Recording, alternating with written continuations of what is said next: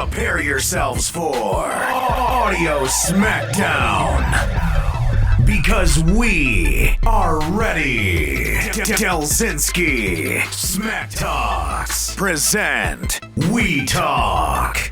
Alright guys, Delzinski here. Welcome to another We Talk. And as per usual, I'm joined by my partner in crime, Smack Talks. How you doing, mate? I'm doing well, man. It's good to be back here on iTunes and YouTube. Yes, we are on both platforms now. And if you are listening via iTunes and you want to check out our YouTube channels, because that's kind of what we're well known for, then make sure you go check mine out, Delzinski's, and it is youtube.com/vintage shizzle. And as for you, Smack Talks, you can catch me at youtube.com/Smack Talks. Yours is nice and simple. Nice and simple. Gotta keep it simple. I'm simple-minded. You said it, not me. I can't deny it.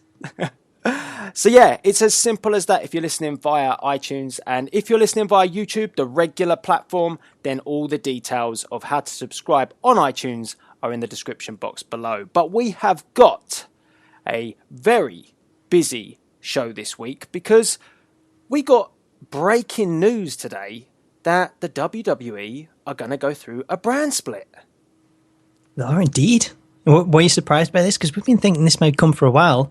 I think the bigger news is Smackdown is going live on Tuesdays.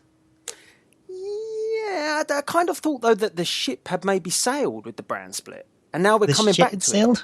Not the shit had sailed, the ship had sailed. Just clarifying that. Well, you never know. You never know what we're going to get. It all depends on the writers. We do get lots of ship in with WWE now and again. But I think this... There's a time where things are really going to pick up. Now we've got 2 live shows every single week. It's going to be so much better to watch because the tape shows, they always put you off because you can go read the spoilers, see what's going to happen, decide if you want to tune in.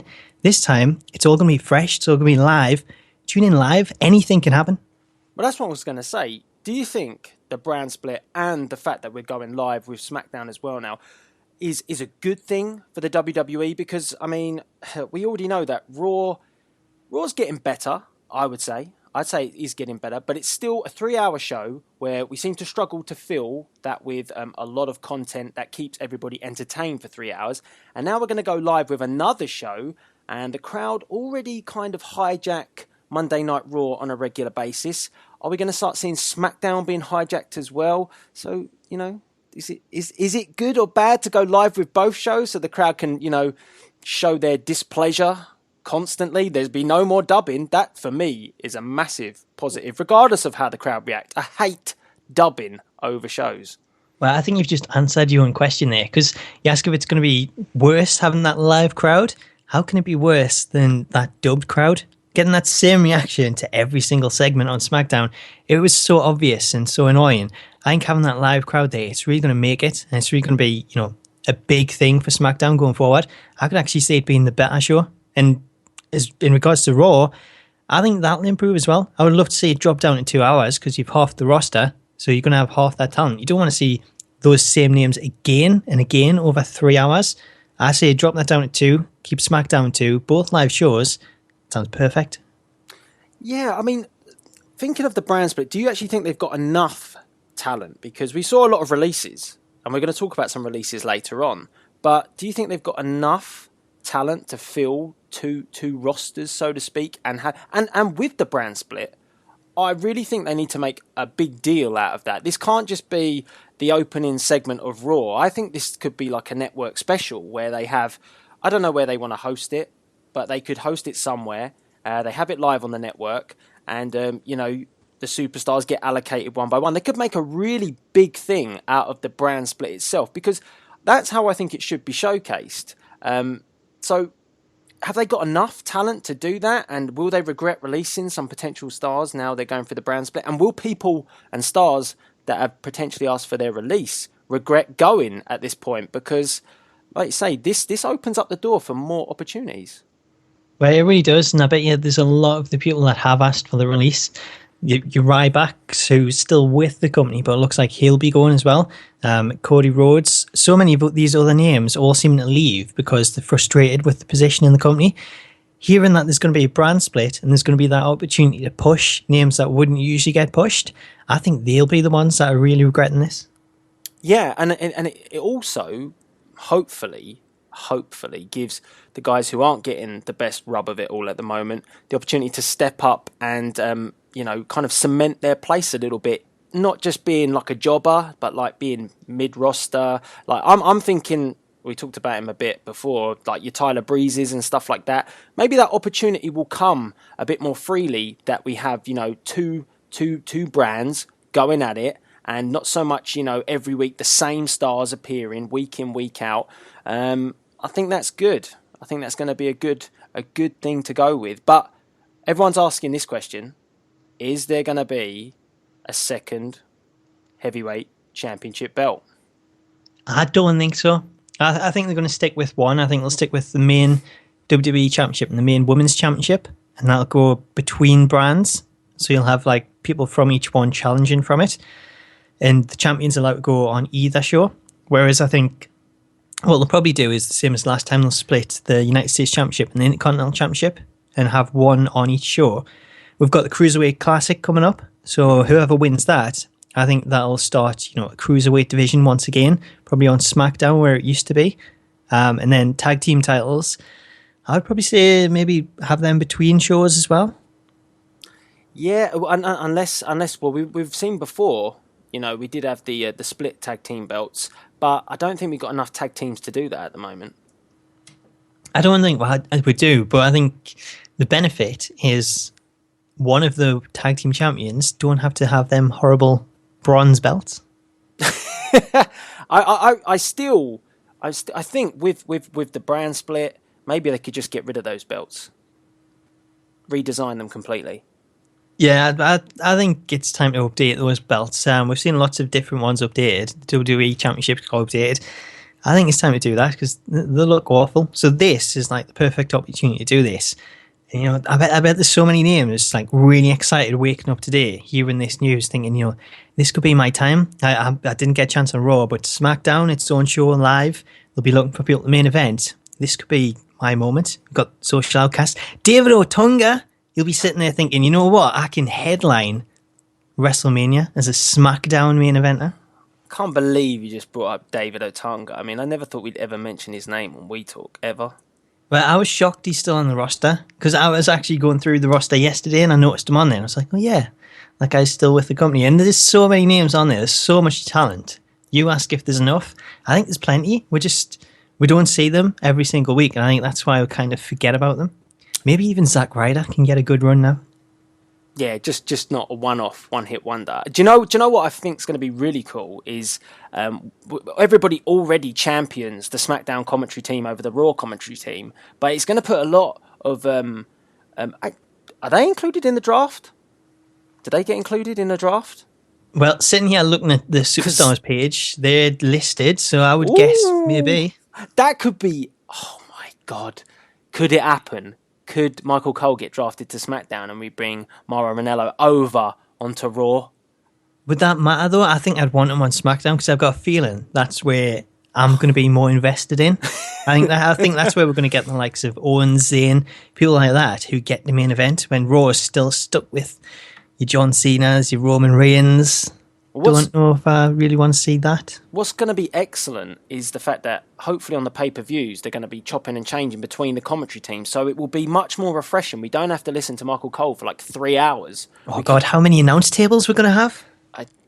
We've already done. For some reason, is it me or does the Spanish announce table get bigger and bigger by the week? I think we've got the German announce table there as well.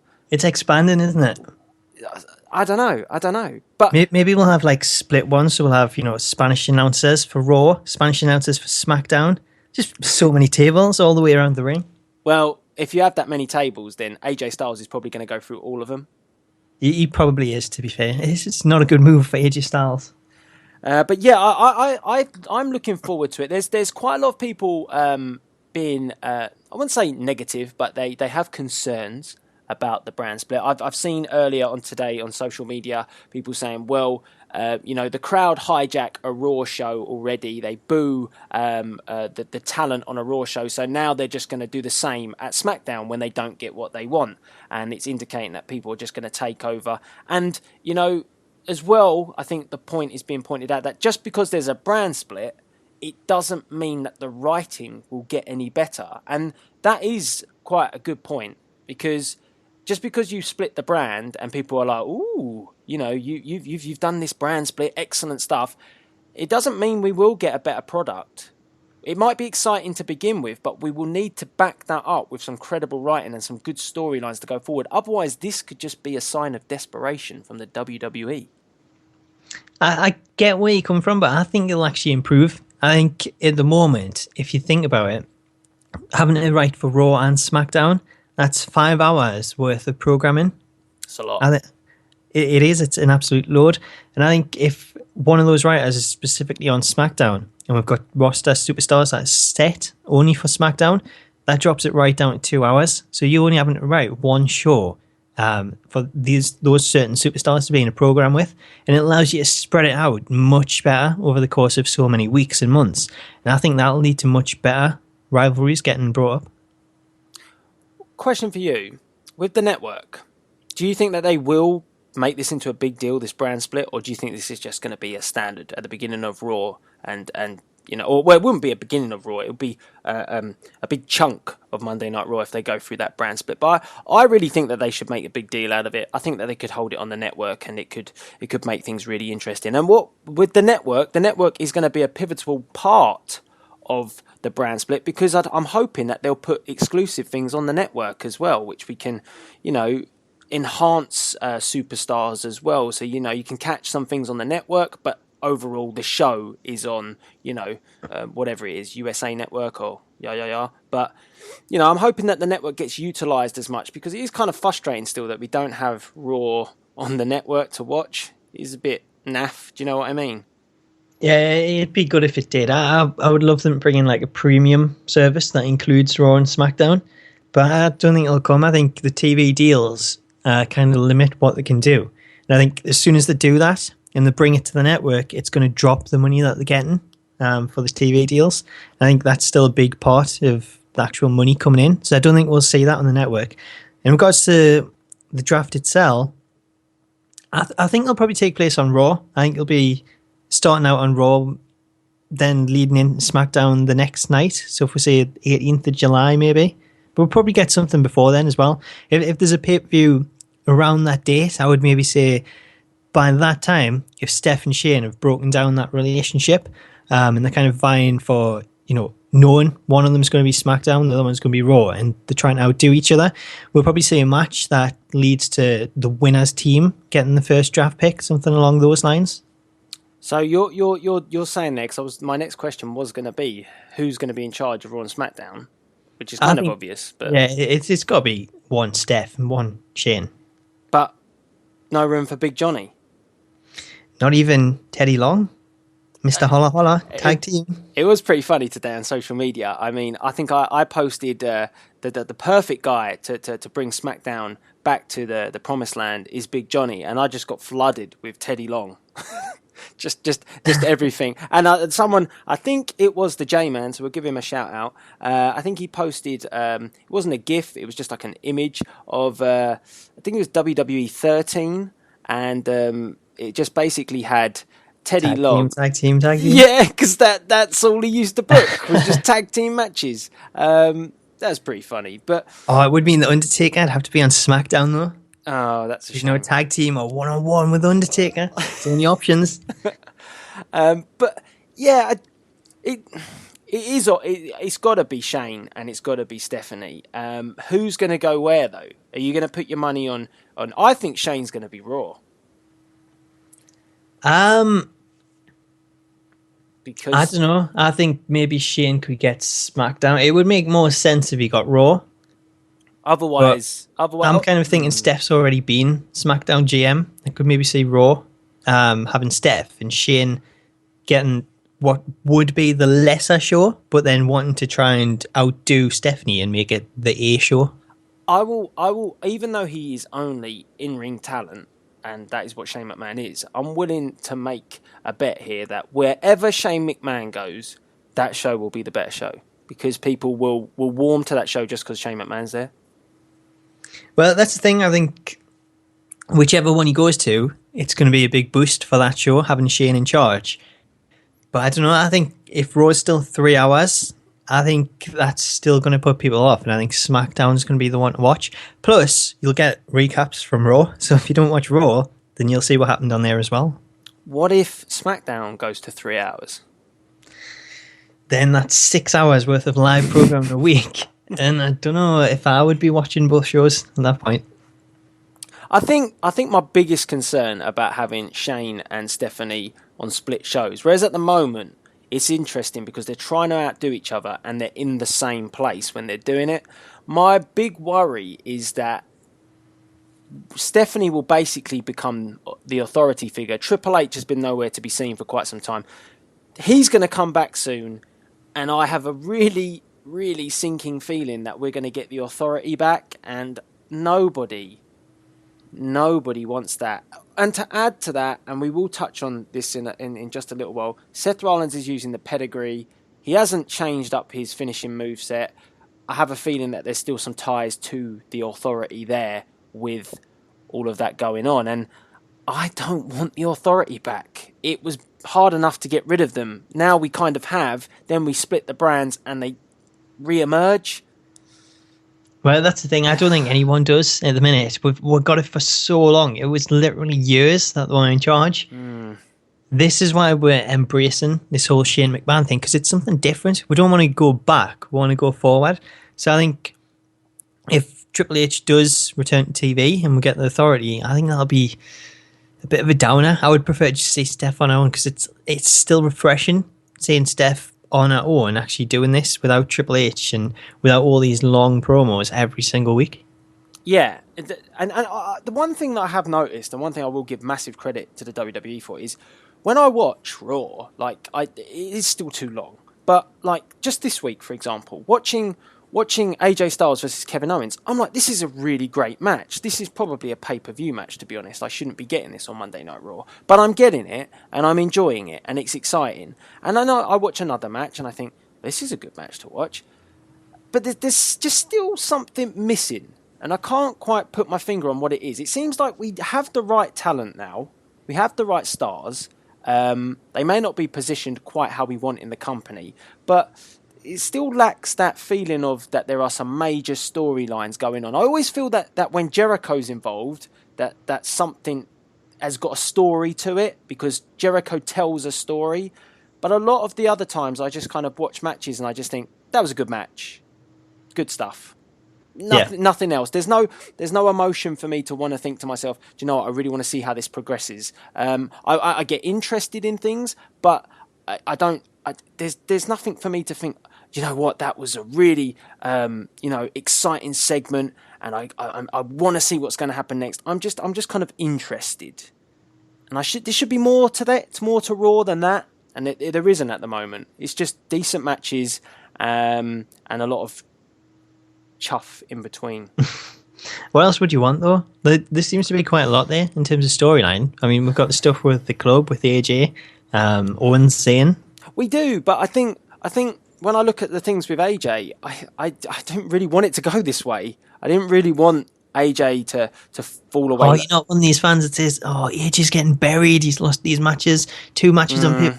No, not really. No, not buried. That's ridiculous. There is the whole AJ Styles fanboy. I like AJ Styles. You like AJ Styles, but there's no need to go off the deep end. This isn't the end of AJ. I just kind of hoped. I'm a little bit disappointed with the club, to be honest with you. Not so much AJ Styles. I'm a little bit disappointed with the way they've brought in. I don't feel they've come in as dominant as they could have. They look a bit weak now. They're told to get lost by AJ Styles. It needs something. It needs an injection of something, and I'm hoping that Finn Balor will be that injection. But that's what I'm trying to get at. There's a lot of storylines going on, but nothing that makes you feel really attached to it. Like you never really felt that AJ Styles was going to capture the gold and we could go on from there. And I need something. I don't know what it is. Can't quite put my finger on it just What yet. about Seth Rollins, though? Do you not feel he could capture the gold? Is he not going to be the one to take it off Roman Reigns? Yeah, we're kind of moving into Extreme Rules territory now, aren't we? Well, indeed, yeah. And I would say that Rollins' return, as cool as it was, I thought they would have done it a bit better than that. I was surprised that he just did an in-ring run-in at the end. Like, no music, no nothing. I was expecting a bit more of a bigger deal when Rollins came back. But it was exciting for me to watch. He held up the belt. He made his statement. I thought it was exactly what was needed. What else would you have done in that situation? I would have had his music here. The crowd, you kind of lost the pop at the time. I think you know, when you ever have that big, it's much like WrestleMania. When his music went off, everyone went ballistic. He kind of missed it. I thought they'd have done something a little bit more, but it was a good return, and I'm glad that Rollins is back. He's definitely needed to be back. I also thought though he would get a little bit of a makeover in terms of how he would be produced. So when we look at Monday Night Raw, he's basically back to the Rollins that we saw before he left. We saw him do the pedigree, this is for me a big talking point. Why does he still do the pedigree? He's been off for such a long period of time, and we haven't managed to successfully discover a new finishing maneuver for him. We all know that the curb stomp's gone. I am on the side of that move doesn't necessarily need to be banned still, but that's an argument in itself. When the WWE are willing to promote things like thumbtacks and barbed wire baseball bats and 2x4s and whatever else you want to go for, and the curb stomp is banned, but that isn't, and they're trying to make themselves look good as a company. That to me just is a little bit fishy. And someone said to me, "Oh yeah, but you're missing the point. This is a move to the head. You know, a curb stomp comes down the back here. Yeah, but many moves are potentially portrayed as dropping you on your head. A tombstone pile driver is portrayed. The knees save the head. They do. But if you dropped a bit lower, it would be damage to the head. It's the same. You're going to ban a tombstone? No, you're not. The Styles Clash, that has done a lot more damage. It's not banned. And then someone said to me, well, yeah, that's the wrestler's fault. If you tuck your head in, you're screwed. But still, that's a more dangerous move than a curb stomp. A curb stomp is controlled. I still believe it's controlled.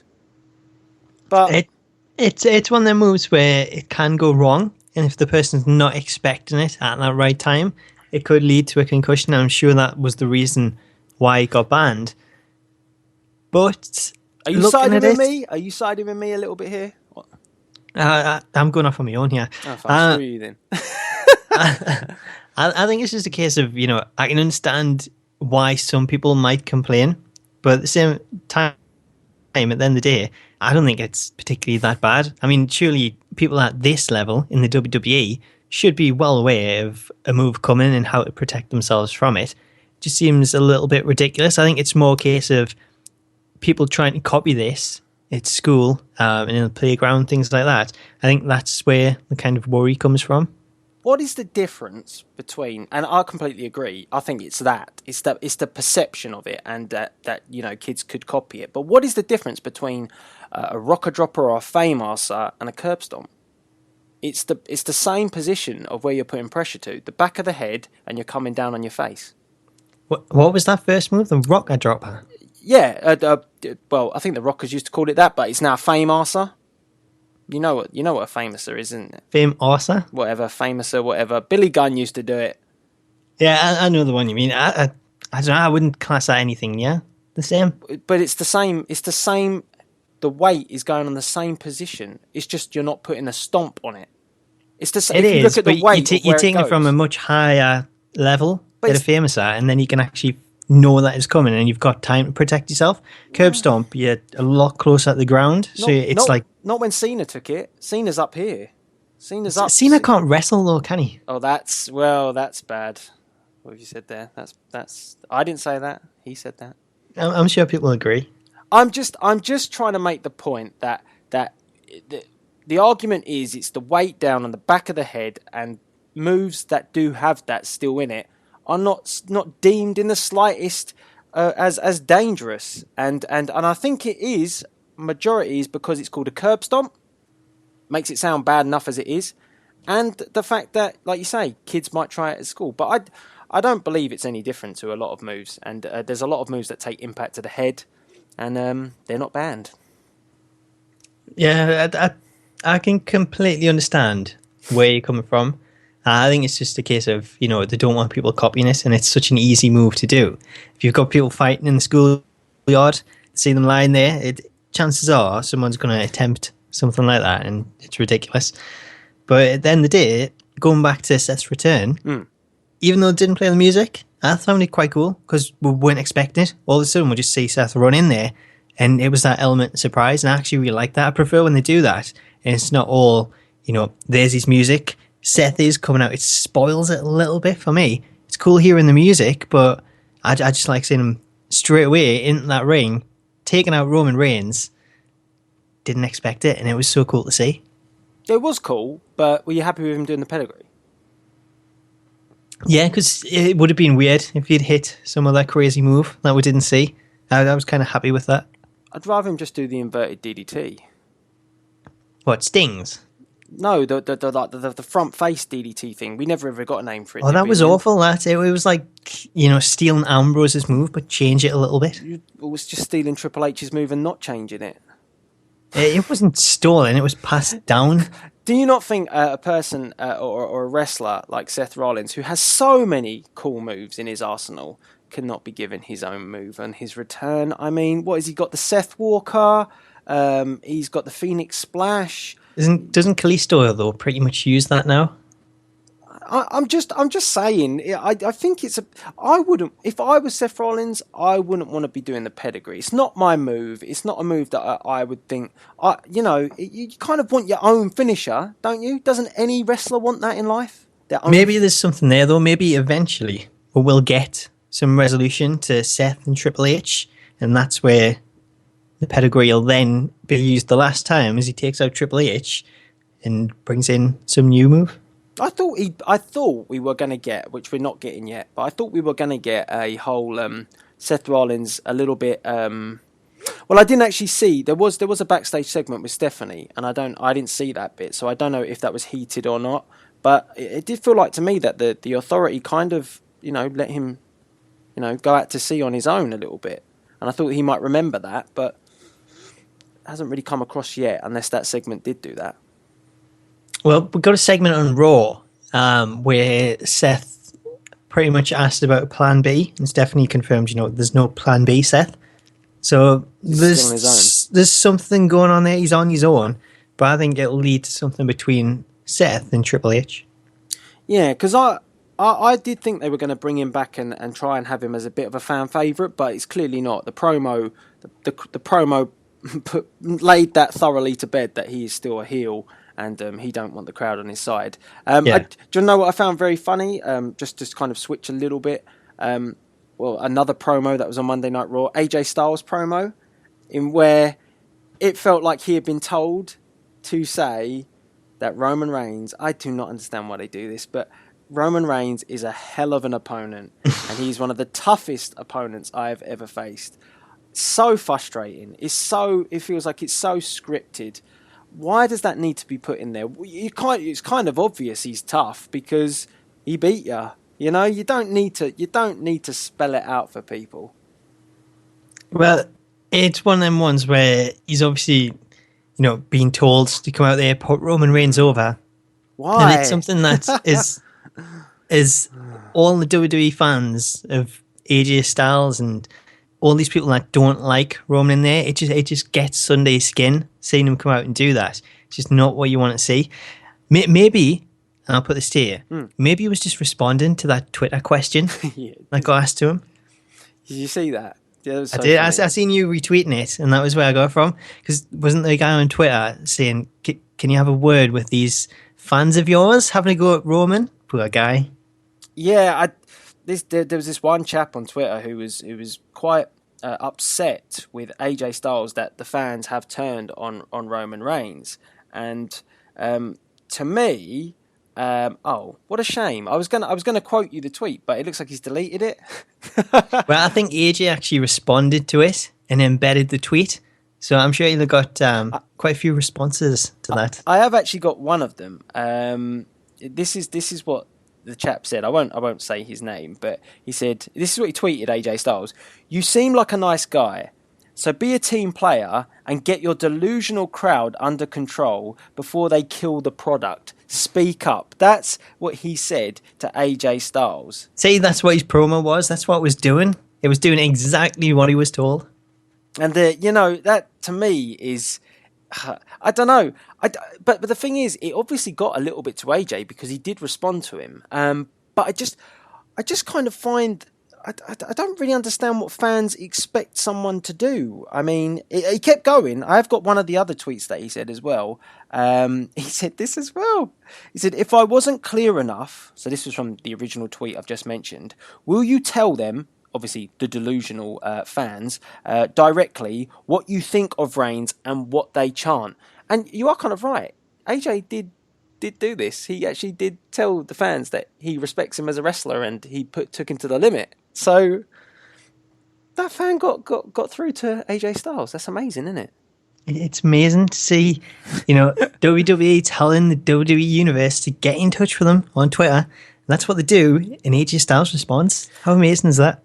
Do you really think it's AJ Styles' responsibility though to try and twist the fans? I mean, because what I felt from that segment, what I came to the conclusion was that it absolutely killed the fans on AJ in that promo, because the fans knew what was coming. They could feel that he was gonna put over Roman, and they were already like, "Oh no, you're not gonna do that."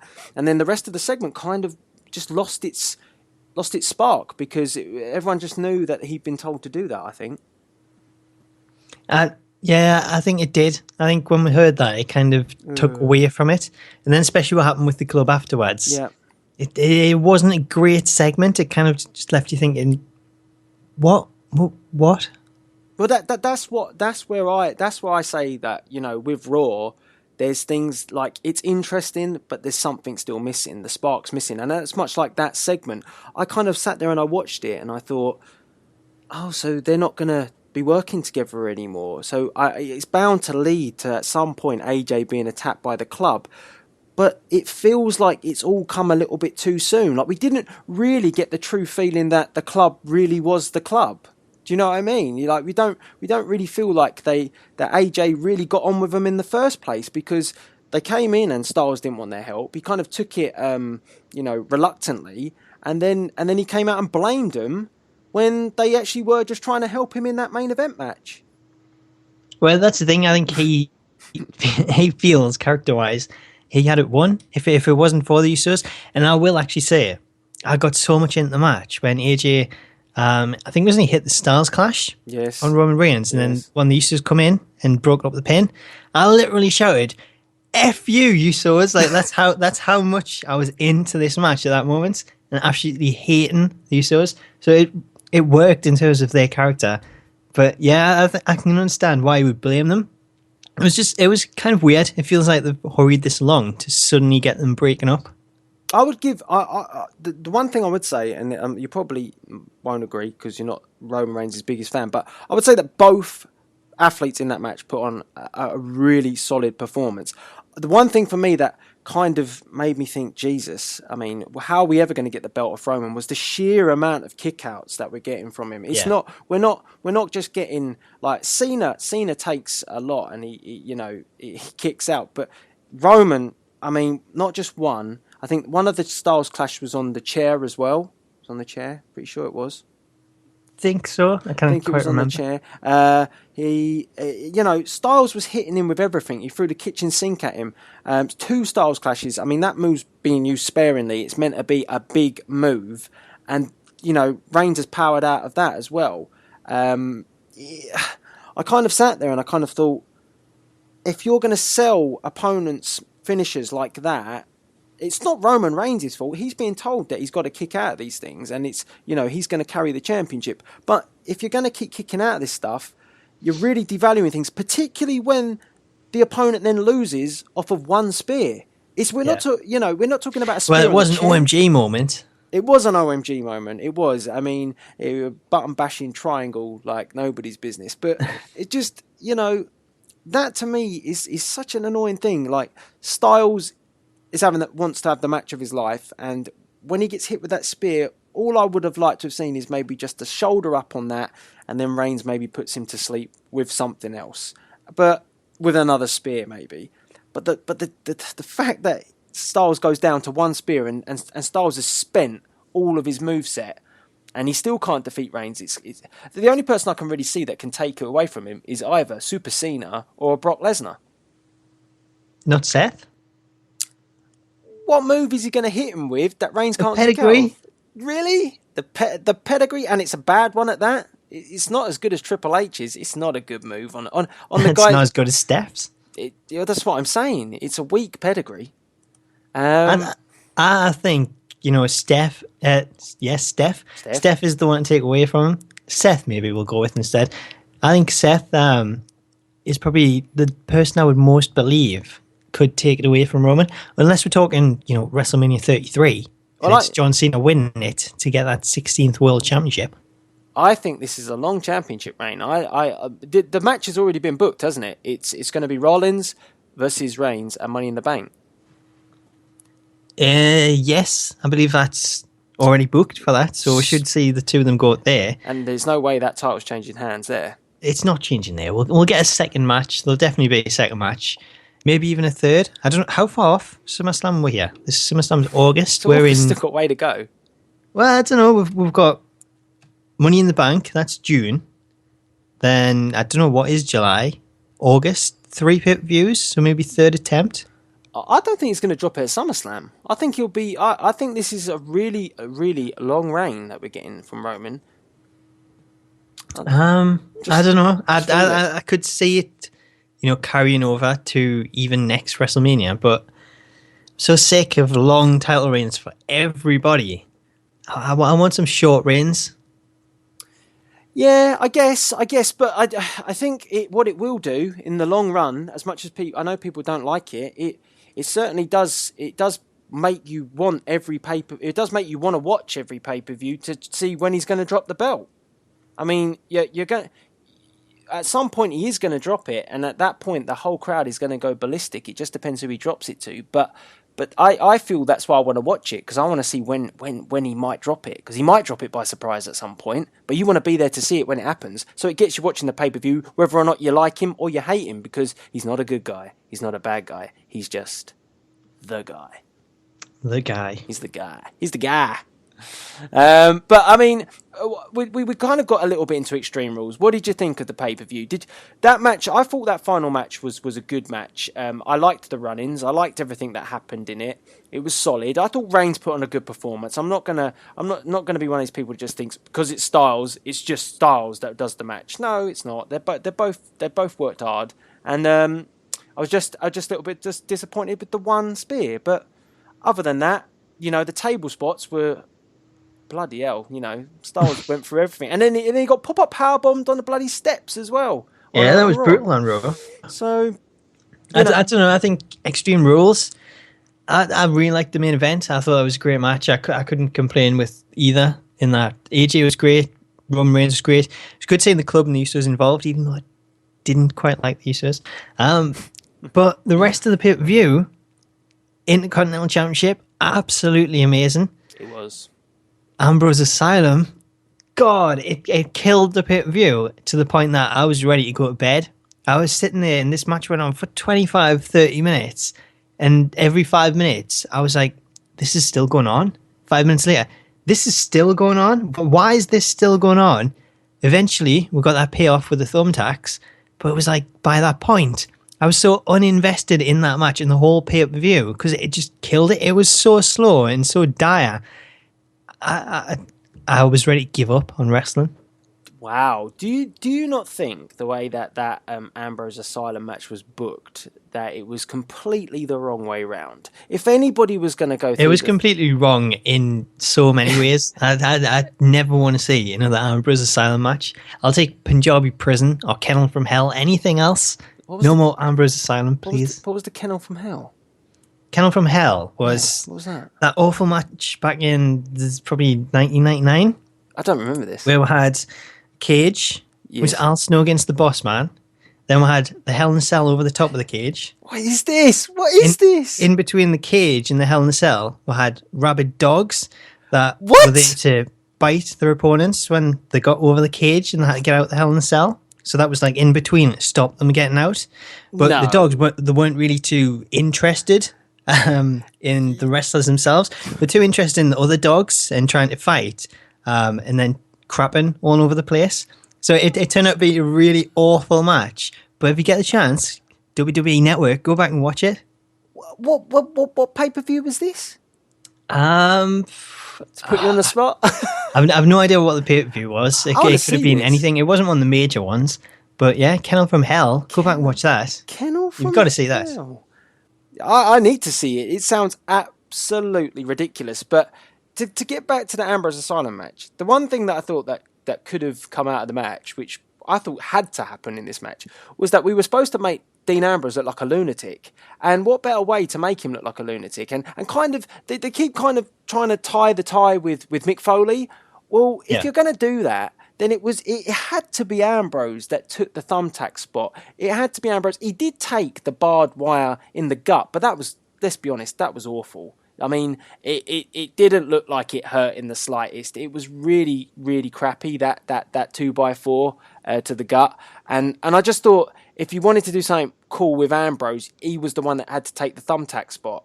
I don't think it would have hurt him to have lost that match either in the Asylum, to be honest with you. But, they went with Jericho. It looked like it bloody hurt. I mean, I don't fancy doing that myself. But I didn't see any gain for Jericho taking that bump.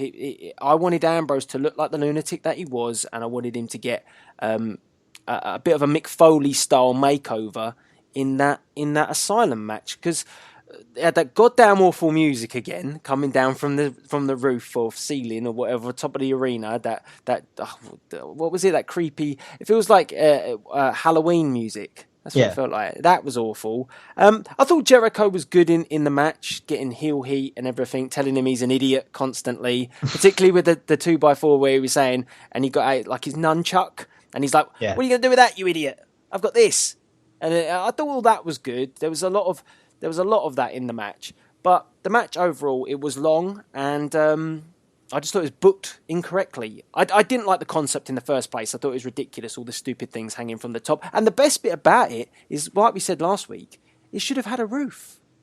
Why didn't it have a roof? It kept climbing to the top, and then they had to keep on saying, the commentary team had to go, you can't climb out. Well, why have you not just put a roof on it?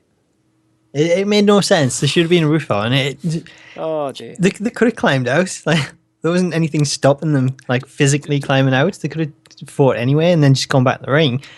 But like you say, it would have made so much more sense to just put a roof on it. So crazy.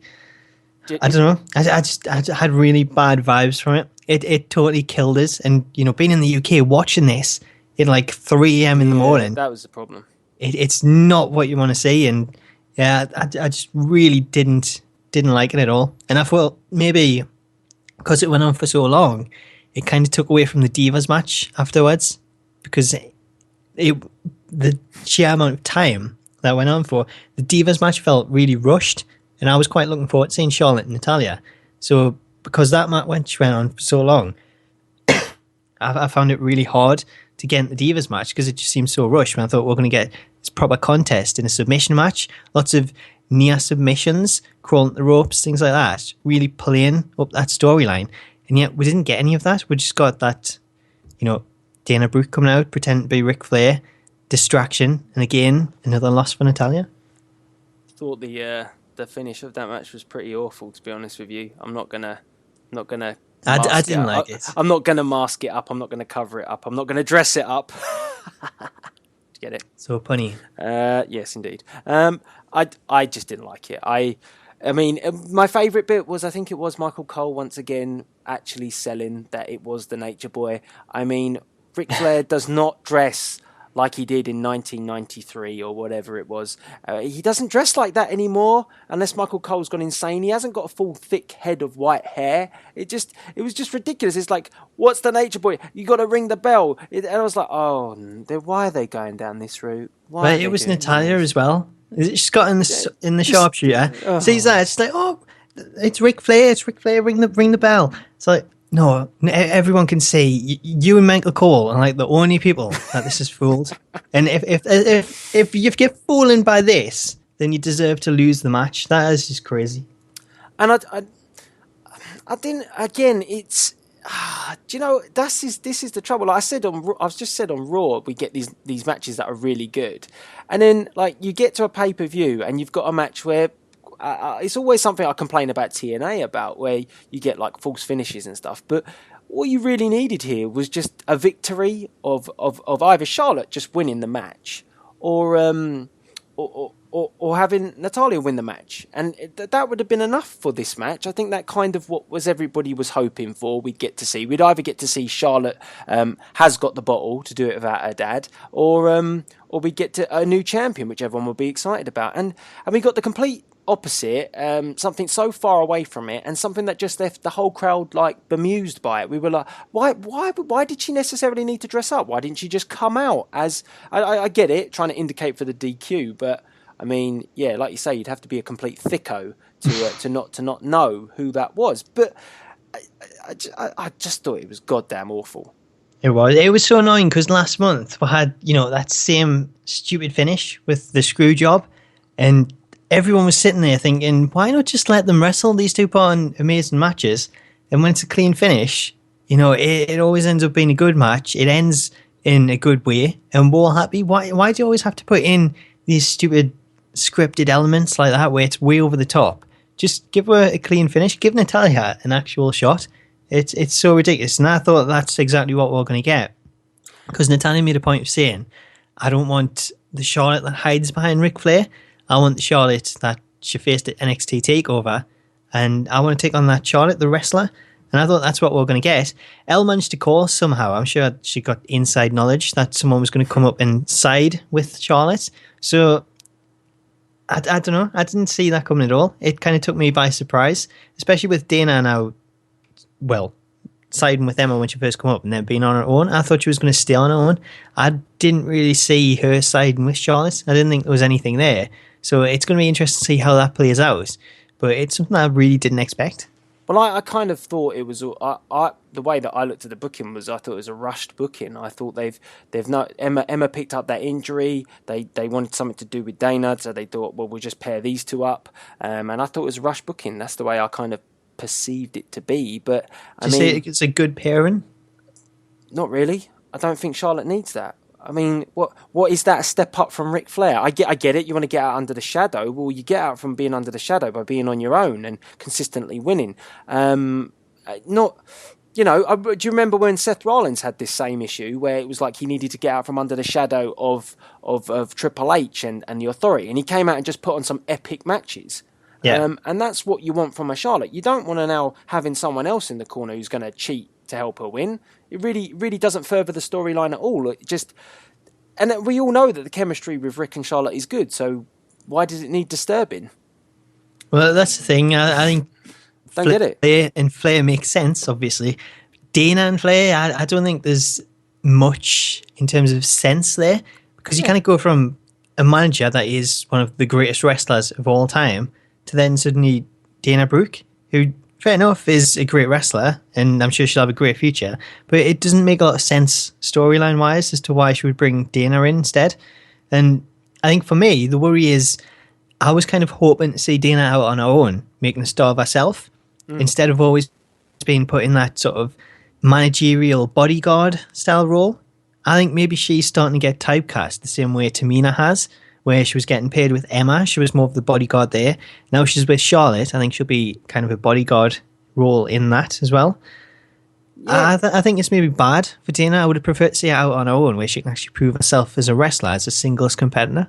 But did we even get any indication that these two got along in the slightest? Like, do we have any backstage? A little bit of a hint that possibly, wink, wink, I might help you out. It was like, quite frankly, it just came across like, oh, Dana's helping her. What's up with that? Well, that's the thing. We didn't see anything in terms of backstage any kind of relationship with these two, so it's a strange one. Indeed. I mean, at least, like you said earlier, the Intercontinental Championship made up for that. It was a great match. had all the spots in it, and it had a clean finish, which was just even better. The fact that I think it was perfect that The Miz stole the victory. Everything about that match was just really entertaining. From the offset, it was booked nicely as well to go and nail Kevin Owens with the Helluva Kick straight away, and then we had Cesaro try and wipe out The Miz. And the way the match unfolded, we had the specific moments, with Maurice getting involved, getting dragged in the ring. I just thought it was really smartly booked. And at the end, the final finish, the final kind of curtain call with Sammy getting overly distracted by his feud with Kevin Owens and The Miz stealing it. Just thought, brilliant, great stuff. There's no issue with me from my side that The Miz continues to be champion, because I like the way The Miz gets his victories. Yeah, it's perfectly fitting for The Miz. I was so glad that they actually done that. I had said maybe Cesaro would be my prediction. So close. But it was so close. But at the same time, I was happy with The Miz actually coming out of it, because I think he is someone that's really underutilized and he doesn't get the credit that he deserves. So as much as I want to see Cesaro get that push, I was more than happy to see Miz retain the title and continue this run, because I think everything he's done since he returned recently, I think he's been absolutely awesome. And it's great having Maurice in there as well, because it really adds something new and fresh to it. I still can't quite work out what it is with Maurice, but it's just something very entertaining about her. She's quite hot as well, to be honest with you. But maybe you've just worked it out. Is that the reason? It's just so. It just I don't know. It just makes me laugh. The way she talks and everything, in terms of like the whole thing with the hand, talk to the hand. Her and Miz it just works on screen. It's great, and she's a good asset for him to have at ringside, because she provides distractions and stuff, but doesn't. It's not over the top, but you notice that she's there at ringside, and I think that's always a good thing with a manager. You always know that person's watching out. But I just loved it. I just thought the match was so good, and I was so close, because I was cheering on Cesaro, and I just really thought, I was thinking, he's got it now, and he's got that opportunity. And then Sami Zayn came in, and it's just like, oh my god, is he ever? But do you know what it does? It does something much like maybe the World Championship could have gone down the route of with AJ Styles. Is you feel like it will pay off at some point. You really do think, I think, that Cesaro is going to get that belt soon, but he's getting closer and closer, or something bigger is going to come for Cesaro, hoping Money in the Bank. Well, you say that, and looking at the list of people that's qualified for Money in the Bank, I think we could be really happy with whoever wins this year, because we've got Sami Zayn, Kevin Owens, Chris Jericho, and Cesaro. If you had to pick one of those four at the moment, which one would you be rooting Kevin for? Owens. You'd be all day. Kevin Owens. Absolutely, 100%. I think that's probably the right choice when I look at them names, and I think that Roman Reigns will be champion at that point. So I think he's going to lose to a heel. I don't think he'll be losing to a face. So I reckon. Yeah, I totally see it being Owens. I think any of the other ones, maybe Jericho. I don't think I could see Cesaro win it. Sami Zayn probably couldn't. I think Owens and Zayn, whoever wins it, could even maybe see that briefcase on the line in a match between the two of them, or one of them vying like Dean Ambrose did last time to stop Seth cashing in.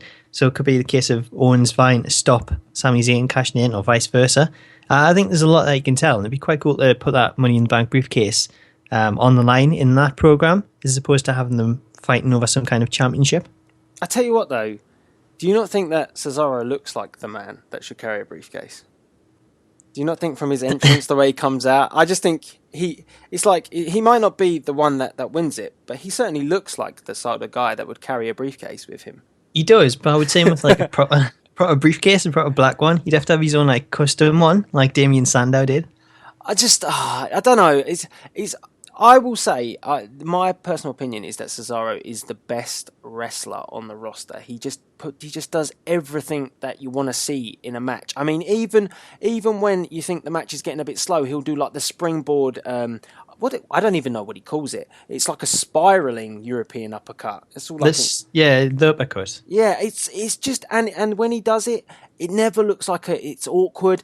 It's just so fluent. The whole thing with the nip ups, when he kept doing the repeated nip ups. I mean, that's just a cool little thing that he's added into his matches. The swing.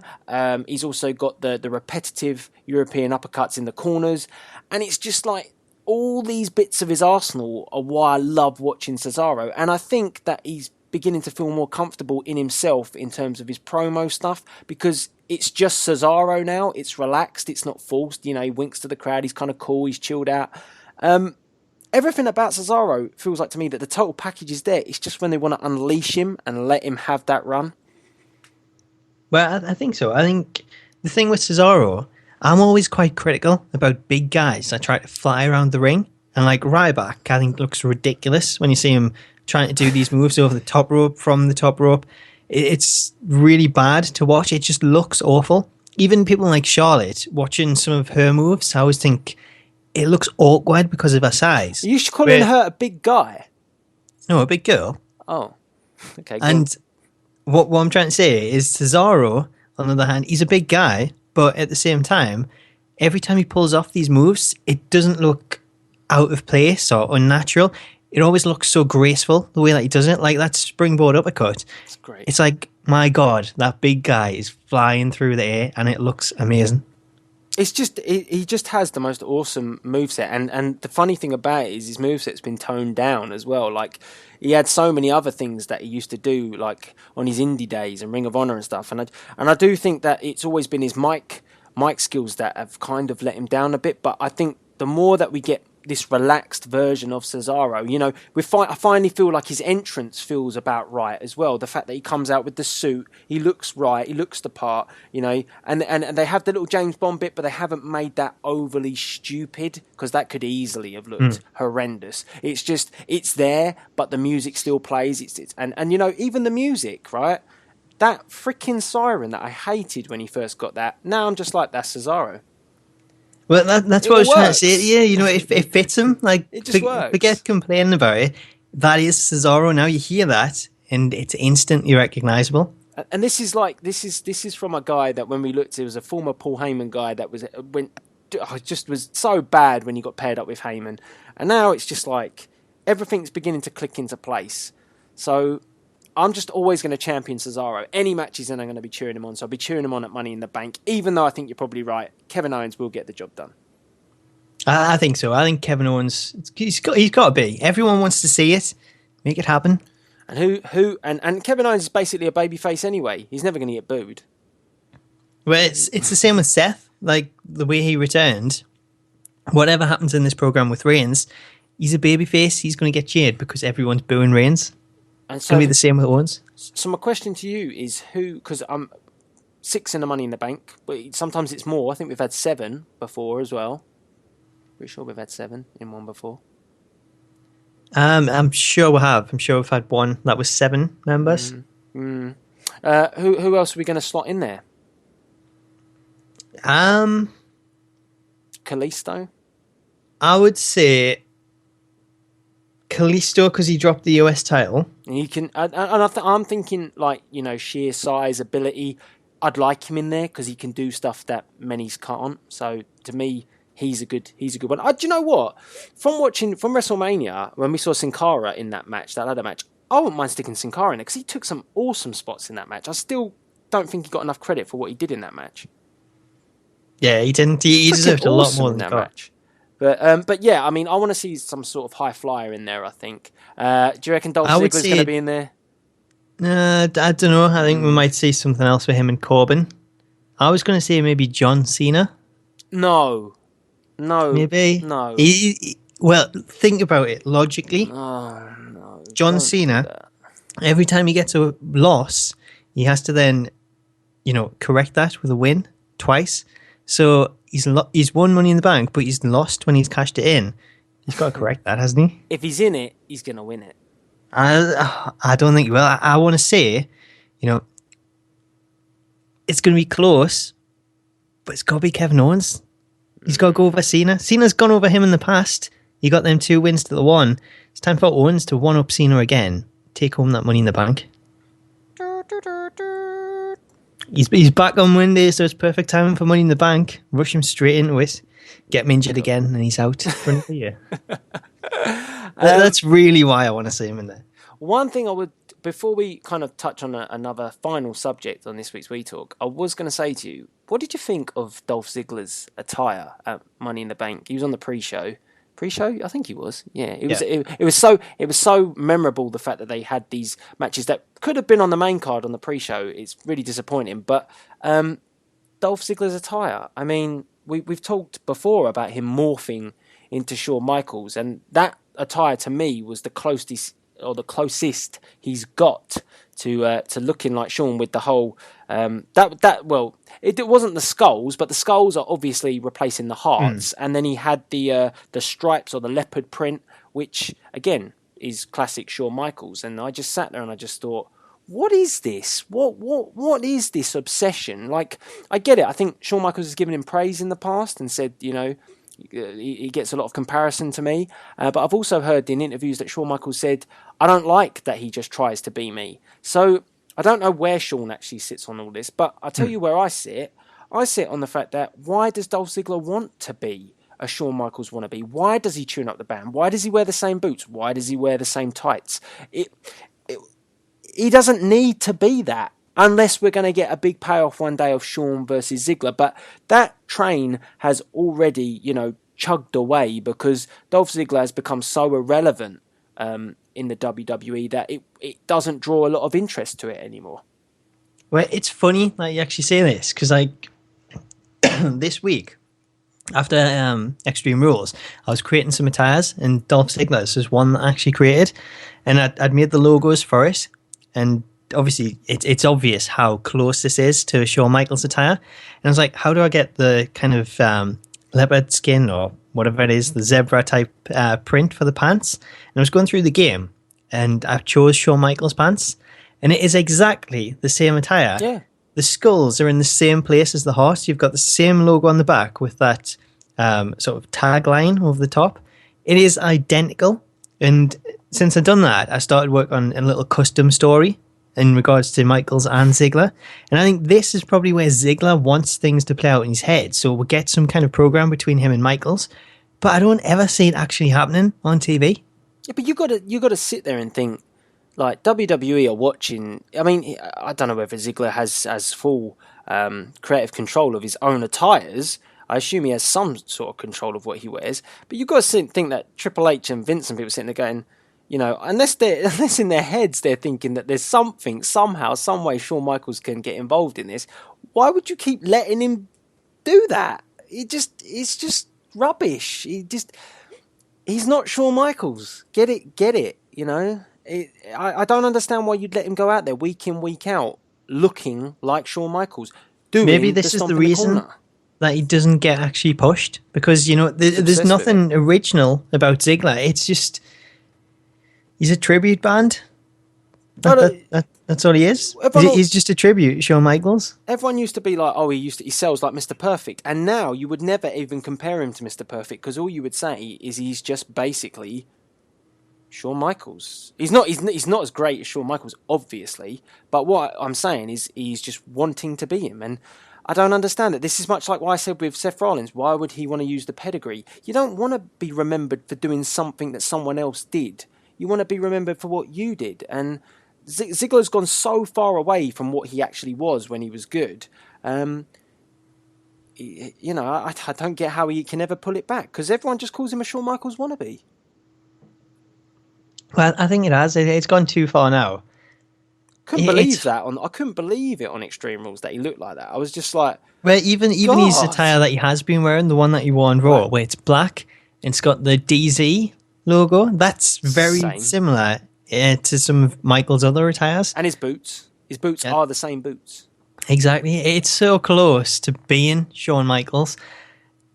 I hope there is some kind of payoff to this, but I don't see it. It's been going for so long. He's been merging into Michaels for so long now. And there's going to be a point where he does come out with Michaels' music and everything is full on Shawn Michaels. I don't get what it's all about. There's got to be something. I want to know. We had Shane McMahon on a tell-all podcast with Mick Foley this week. I want a Dolph Ziggler one so Mick can ask him, what's with the obsession with Shawn Michaels? What's it all about? That's the question that I think I need answered. Does anyone know the answer to this? We talkers, if you know why Dolph Ziggler dresses as Shawn Michaels, I mean, it may just be some sort of kinky fetish that he's got, but we just want to know because it will make us sleep better at night. That sounds really weird after mentioning that. It will. It'll help us sleep much better at night. I think maybe it could be a case of, someone said to Shawn Michaels, is Dolph Ziggler the next Shawn Michaels? And Michaels has been like, Dolph Ziggler could never be Shawn Michaels. There's only one Shawn Michaels. And Dolph's like, you know what? I'm going to prove him wrong. I'm going to be the next Shawn Michaels. I'm not just going to be the next Shawn Michaels. I'm going to be Shawn Michaels. And that's what's stuck in his head. That's where he's coming from. All I'm waiting for is him to get that receding hairline and the little bald patch and him start trying to patch it up. It's just... Well, he's shave it in. Like, that's the sign of him losing the plot and finally trying to transition fully into Shawn Michaels. Yeah, that was what Easy shizzle. That's what I took away from the match was just, good God, why does he look like Shawn Michaels? And he got owned by Baron Corbin. That was it. Well, he was too busy looking like Michaels to actually concentrate on the match. That's what it was. Yeah. So anyway, I thought I'd quickly ask you that question, but overall for me, Extreme Rules I thought was a good pay-per-view. I enjoyed it. There were some dodgy finishes, I would say still, but it much like Payback, enjoyable for the utmost. Aside from them two matches, the Intercontinental and the main WWE Championship match, I don't know if it was. I kind of struggled with it. It was all Ambrose Asylum. It killed everything for me. Like that's how passionately bad I hate that match. Well, I think it's pretty safe to say that will never return. So let's hope so. And hopefully never we will see the Mitch the Pot Plant either, which wasn't used either in that match, was it? I didn't want to mention it because I tuned out so much in that match until they got the thumbtacks. I had no idea what they used. What was the point? I don't know. Anyway, that's that. I think so. You were kind finish. Yeah, tacky. One final thing we want to talk about in this week's We Talk before we bring this week to a close is we had two releases. The biggest and the one because he was asked to release. He was asked for his release. Was Cody Rhodes and aka Stardust, and there's been a lot of controversy online as to what he's said since his release because he's released a few statements. I believe it's his wife now or girlfriend. Yeah, Eden Rhodes. Yes, actually named her Eden Rhodes. Yeah. So in the statement. So she is also. I don't know whether she was released, or she asked, but she is gone as well. And what's come out of it? I'll kind of read you a couple of extracts from the statement that Cody Rhodes released, and this apparently has got WWE's back up a little bit. So what Cody Rhodes said was, my goal in pro wrestling has always been to win the WWE Championship. He went on to say, for a decade I tried to convince both Vince McMahon and Triple H that I could be their star player. It seems we have reached a point where neither saw that in me. And he kind of goes on to say, let's have a quick look. All I can think to say is that, basically it's been hinted that he would take a lesser role. So this is what Triple H had said to him once. He said, one of the last discussions we had included with Triple H telling me that WWE is a play and everybody has their role and needs to act it to their best ability. And Cody Rhodes said, all I can think to say to that is the best actors don't want the lesser roles. So basically, Cody Rhodes is saying that he's always wanted to be at the top of the company. He's never been given that opportunity. And we were talking about this before we came live on We Talk. And I think what needs to be said here is when he took the Stardust gimmick, whether you enjoyed it, whether you hated it, it was never going to be a WWE champion gimmick. He would always have been better off staying as a Cody Rhodes or going back to a Cody Rhodes. And that's probably why he has decided to go his separate ways. Because, as entertaining as that Stardust gimmick was, you just knew you could never see a championship belt, a world championship belt, and him carrying the company forward like that. And the trouble for me is the Stardust gimmick. I thought it was all right. I wouldn't say it was the most. I thought he lived it. He lived and breathed it, and I thought that was fantastic. And you commend him for taking that gimmick to the max. But there was an end game with that gimmick, and it was always to have the feud with his with Goldust. And we never got that in the end. We got some half-assed attempt at it, and then they quit on it. And so, the Stardust character really became pointless, meaningless. And he got paired up with the Ascension about the Wasteland, and it was entertaining that again he was so passionate about the gimmick, but it was never going to get him, Cody Rhodes, any further up the ladder. And I looked back at Cody Rhodes, and you see him in with Legacy. And for me, it would always have been in his better interest to have taken a route much like Randy Orton to become that more serious sort of character. Because if he'd been given that opportunity, he may very well be up there at the championship level. Well, I think so. I think that was the only kind of gimmick, a Randy Orton style gimmick, that would put him at that level. Everything else he's done, especially Stardust, it's a gimmick that is never going to bring you a world championship. And I think that's always the thing that's frustrated him, because his statement said it had always been about trying to get to that level where he would be the WWE champion. And obviously the discussions with Vince and with Triple H, they both didn't feel that was ever going to be the case. But in regards to Stardust, I don't really see what was too bad with it, because I actually really liked it. And I admire the fact that he's hated this so much, and yet he's gone full on in. And every time we've seen him do interviews and things outside of WWE, he's been in character, he's been dressed up. We've seen him driving around from show to show, dressed as Stardust, and all these hilarious selfies. It's just crazy to think that he's hated this gimmick so much, but he's still embraced it to the level that he actually has. And I think it's been the making of Cody Rhodes. It's not Cody Rhodes, it's Stardust. And when you do get Cody Rhodes, he always seems to be a bit generic. There's not too much about him. And because Stardust was completely the opposite, there was so much to that character, that was why I loved Stardust as opposed to Cody Rhodes, who I didn't really have too much of an interest in. But going forward, if they were given some kind of Randy Orton style gimmick, I think that's the only thing that could really work. And I think now, going away from WWE, getting the chance to go elsewhere, you can actually try out that gimmick, see how it works, see if it brings them a world championship in another organization. And if it does, maybe then WWE can look at it and think, Cody was right. He can work as a world champion. Let's bring him back in, see how it goes. We can rebrand him and go with this kind of angle, see how it works. So I think long term, it's probably a good thing. Well, when you look at Cody Rhodes before Stardust, you would never have imagined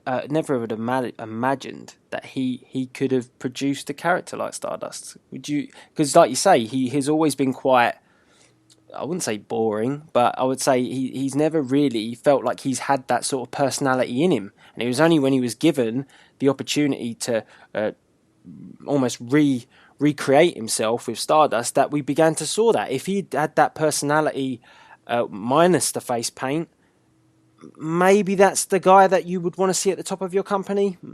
Maybe. But it definitely showed that he has got the creativity within him to do more than what they thought he could do. And that's why I kind of respect the fact that he's asked for his release, because he feels he's better than that.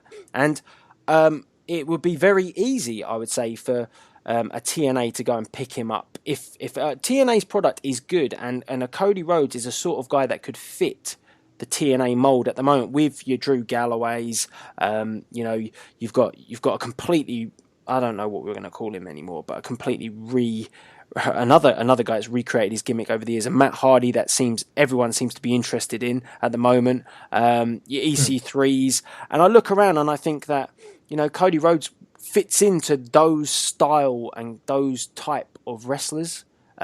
He wouldn't fall out sorts, and he'd be at the top of those sorts. So for me, if he was going to go somewhere, TNA's an option. He can go elsewhere. But I feel that he slots into that Drew Galloway sort of thing where he can leave the WWE and he can go and just basically become like legitimate again. Like Drew had to get away from that, from the 3-man band garbage, and you just look at what Drew Galloway is now, and you think WWE would never have made Drew Galloway into what he is, and what he is now is a superstar on the basis of what he's worked his arse off to create himself, and that's what I think Cody Rhodes needs. I think so. I think if he does go away and he goes somewhere else, then he has that opportunity to do that and go down the same route that Drew did. Hopefully, I think that will work out. And if he was to come back to WWE, then maybe that'll give him that second chance, and we will see him as that World Heavyweight Champion, because it'd be good to actually see him fulfill that dream. And I'm sure that's what Dusty would have wanted to see as well. So that'd be good to see. The only thing that makes us worry about people going away and making a name for themselves and then coming back to WWE, you think of people like Jason Albert, who went away and went to Japan, this big giant Bernard, and made such a huge name for himself as a monster over there. Come back and get low Tensai, and it's just like all that time away, you come back and it's ruined in one single night. Well, hopefully it's not the case when it comes to like Drew and other people, and maybe this will still do him good, but I think he just needs to think about the future, whether he commits to somewhere else and whether it's worth coming back. Yeah, the Tensai thing's a really good point, because that Tensai gimmick over in Japan was what made everyone stand up and take notice of Albert, and then he comes over to WWE and they just completely obliterated it and ruined it. And I think that it depends who's in charge if these guys ever come back, because I think Triple H gets it. He clearly gets it down in NXT when he brings in talent. He doesn't try and mold an Austin Aries. He doesn't try and mould a Samoa Joe. He lets them be what they were outside the company. And that's what he would need to do with the Drew Galloway. That's what he'd need to do with the Cody Rhodes, if Cody Rhodes establishes exactly who he wants to be and it's not a Stardust. The one thing I would say, like you mentioned, Dusty Rhodes, is a bit of a shame that we see guys that have got such great heritage with the WWE feel that they have to leave the company because the company doesn't seem to have the faith in them. It's like Ted DiBiase Jr. as well. I mean, he's obviously his dad and everything like that, but yet the WWE don't seem to care of that invested. There's so many of them. Curtis Axel, again, like I know that they might not be the bestest wrestlers, they might not be anything like their dad, but they could also be the greatest wrestler. But WWE don't utilise their potential. It's a shame that you have these generations of stars, and then their sons aren't looked after as much. Yeah, exactly. And you see people like Roman Reigns come through, Indeed. Who is, a second generation superstar, and it's like, how does he get that treatment and someone else gets completely the opposite? It's so weird, and it's not the guys that we want to see in that position either. It seems to be hand-picked superstars because of who they're related to. Well, you certainly wouldn't say if you lined them up against each other, Roman Reigns and obviously you've got Cody Rhodes, and you put them together and you look at it and you think, well, Cody's done this Stardust gimmick, so we can clearly see that he can be flexible, he can be molded to be what you want. He can certainly do a serious role from his time in Legacy, so he kind of has the props in terms of talking to do it. He's got the in-ring skills, and however, Roman's got the same sort of background where he's come from a wrestling orientated family, but the thing is with Roman is it's that look. That's all it is. That's all it is with Roman. I genuinely believe that. It's nothing else. He's got the look that they think is a superstar. Somebody up there thinks it's a superstar, and that is absolutely bizarre. But if I was to compare Cody and Roman, going off looks, I would obviously say Roman has that look to become the champion, whereas Cody, he's a lot smaller. He's a skinnier guy, and it's like he doesn't fit that mold just looking at it.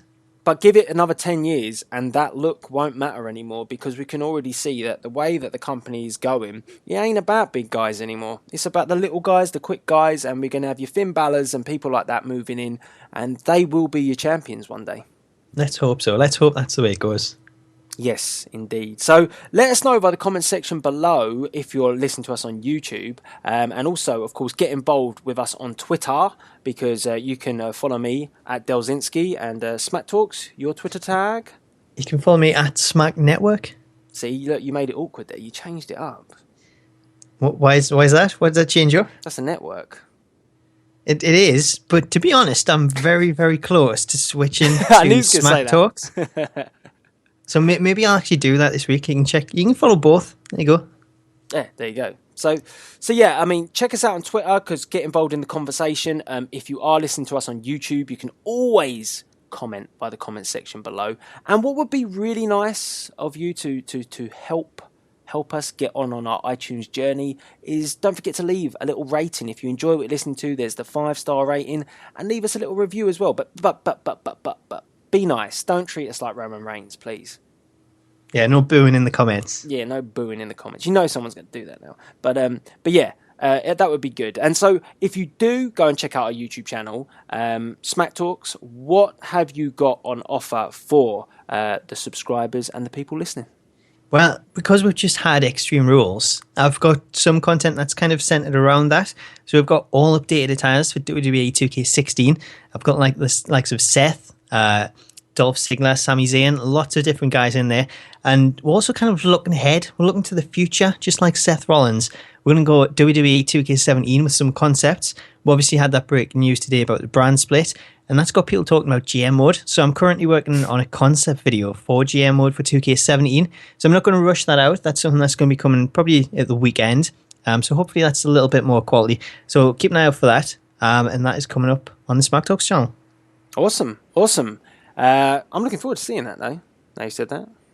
I'm looking forward to it. It's a pain to put together, but I'm hoping the finished project, just like the SNME Royal Rumble, will turn out to be beautifully perfect. Yeah, so you said it. Things that can be a pain. If you want to go and check out my channel, then of course we did do the Royal Rumble in Universe mode. If you play WWE 2K16, you'll be familiar with Universe mode, but we give it to you with a bit of a twist. We had our Royal Rumble pay-per-view. It's got cutscenes in it. It's got promos in it. It's got good matches in it. And it's all booked by me and my brother. So yeah, it's gone down quite well. Everyone seems to be quite enjoying it. So if you want to go check it out, then check it out on my YouTube channel. It was long to create. It's something I know you've been working on for a very, very long time. But I can happily say, your hard work has definitely paid off. High five. High five. Virtual high fives all around. Yeah. Did you actually lift up your hand and do the high five? I didn't, no. Oh, you scumbag. So, I guess that kind of brings us to the end of this week's We Talk. And yeah, make sure you do subscribe via iTunes. And you also go and check out our YouTube channels. I guess this is it. This is Delzinski and Smack Talks signing out. Catch you later.